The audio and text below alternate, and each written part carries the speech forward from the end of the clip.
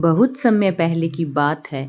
शीतला माता ने सोचा कि चलो आज धरती पर जाकर देखती हूँ कि मेरी पूजा कौन करता है और कौन मुझे सच्चे मन से मानता है। यह विचार आते ही माता पृथ्वी पर राजस्थान के डूंगरी गांव में पहुंची। गांव की गलियों में घूमते हुए वे यह देख रही थी कि कौन उनका नाम लेता है और कौन उन्हें भूल गया।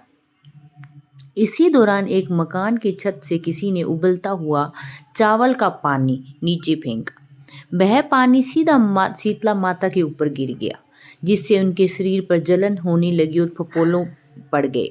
पीड़ा से कहराते हुए माता गांव में इधर उधर घूमने लगी और कहने लगी, अरे मेरा शरीर जल गया, मुझे बहुत दर्द हो रहा है, कोई मेरी मदद करो, कोई मेरी मदद करो।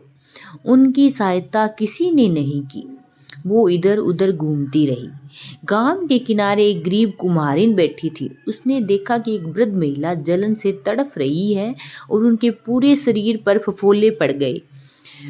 उन्हें देखकर कुम्हारिन का हृदय दया से भर गया। वह जल्दी से उठी और बोली, माँ तुम यहाँ बैठो, मैं तुम्हारे शरीर पर ठंडा पानी डालती हूँ, इससे तुम्हें आराम मिलेगा। यह कहकर कुम्हारिन ने माता के शरीर पर ठंडा पानी डाला। इसके बाद कुम्हारिन बोली, माँ मेरे घर में रात की बनी हुई रबड़ी और दही रखा है, तुम उसे खा लो, इससे तुम्हारे शरीर को ठंडक मिलेगी। जब शीतला माता ने वह ठंडी रबड़ी और दही खाया तो उन्हें तुरंत आराम मिला। शीतला माता कुम्हारिन की सेवा से प्रसन्न हुई और वे बोली, बेटी मेरे सिर में बहुत खुजली हो रही है, क्या तू मेरे सिर की जुएं निकालेगी? जैसे कुम्हारिन माता के सिर की जुएं निकालने लगी। जैसे उसने माता के सिर के पीछे देखा तो वहां एक तीसरी आंख दिखाई दी। यह देखकर कुम्हारिन घबरा गई और डर के मारे वहां से भागने लगी। तभी शीतला माता ने पुकारा, रुक जा बेटी, मुझसे मत डर, मैं कोई भूत प्रेत नहीं हूँ, मैं सभ्य शीतला माता हूँ। यह सुनकर कुम्हारिन डर के मारे कांपने लगी और हाथ जोड़कर माता के चरणों में गिर पड़ी। शीतला माता कुम्हारिन की सच्ची भक्ति देखकर प्रसन्न हो गई। कुम्हारिन दुखी होकर बोली, मेरे घर में बहुत गरीबी है, मेरे पास ना कोई चौकी है ना कोई आसन है जहाँ पर आपको बिठा सकूं। शीतला माता मुस्कुराई और बोली, बेटी चिंता मत करो, मैं तुम्हारे घर के बाहर खड़े गधे पर बैठ जाऊंगी। इसके बाद माता उस गधे पर बैठ गई और एक हाथ में झाड़ू और दूसरे हाथ में दलिया लेकर कुम्हारिन के घर के बाहर बैठ गई।